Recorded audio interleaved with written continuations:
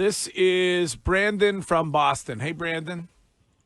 Hey, what's going on, guys? Thanks for taking my phone call. So, usually I don't give the Patriots much grace, but I have to take my hat off to them. I don't know if it was full of Red Bull, but they was playing on both sides of the ball when it comes to defense and offense. Yeah.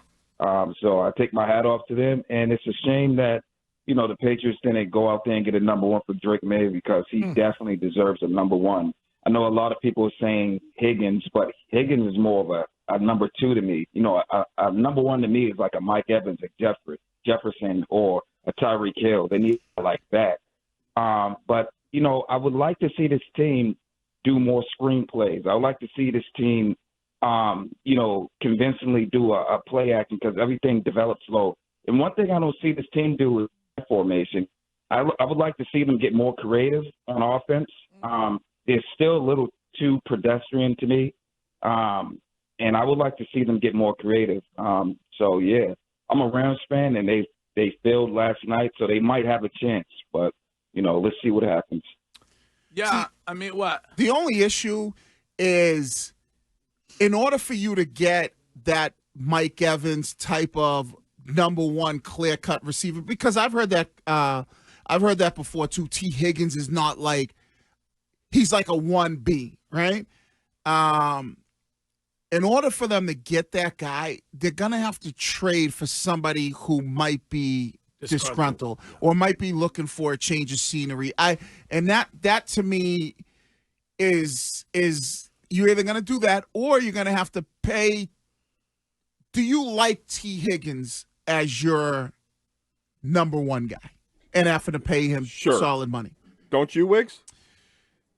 I don't know.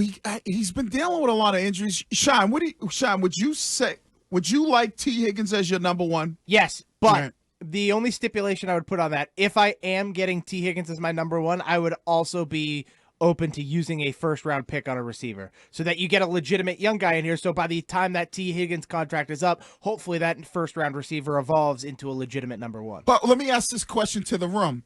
Would you like T. Higgins as your number one free agent, or would you try to see if there's some trade interest in a guy like DK Metcalf?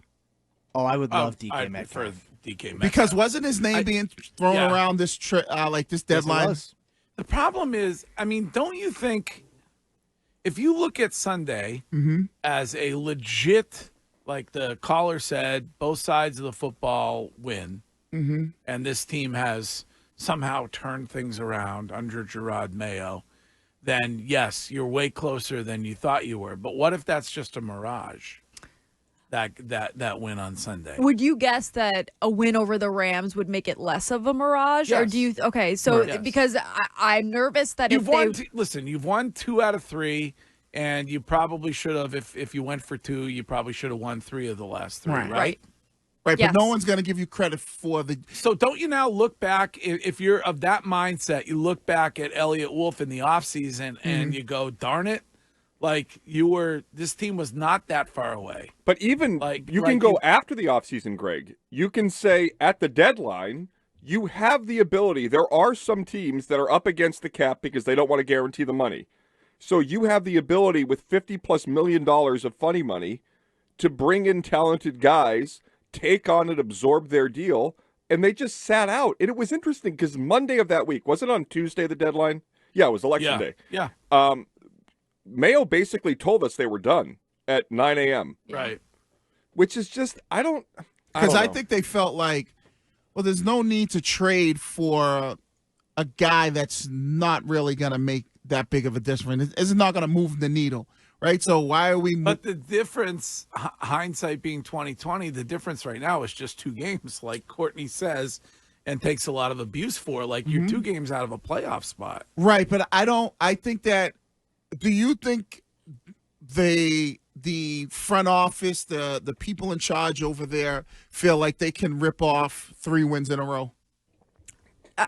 I would hope that they do. No, it's not whether or not hope. Do you feel like if you had to put a gun to their head and say, can your team rip off 3 wins in a row? It seems like Gerard Mayo does. Yes. No, but I don't think so. I think Wiggy got the best nugget yesterday with that interview. When Gerard Mayo commented about the win over the Bears, and he said at the beginning of the year, you thought the Bears were a much better team. Right. They don't view their team as close. Right. That's why I would say if you put a gun in their head and say, can you win 3 in a row? I think they would be like, no.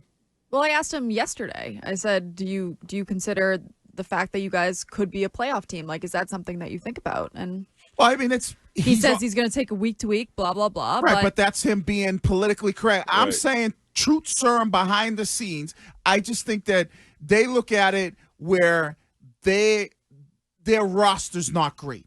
And so to rip off 3 in a row, I don't think that they believe that they could do that.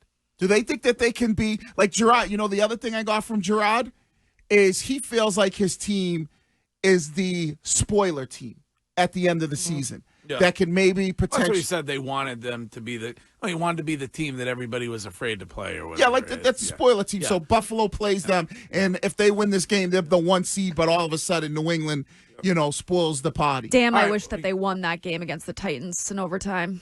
Yeah.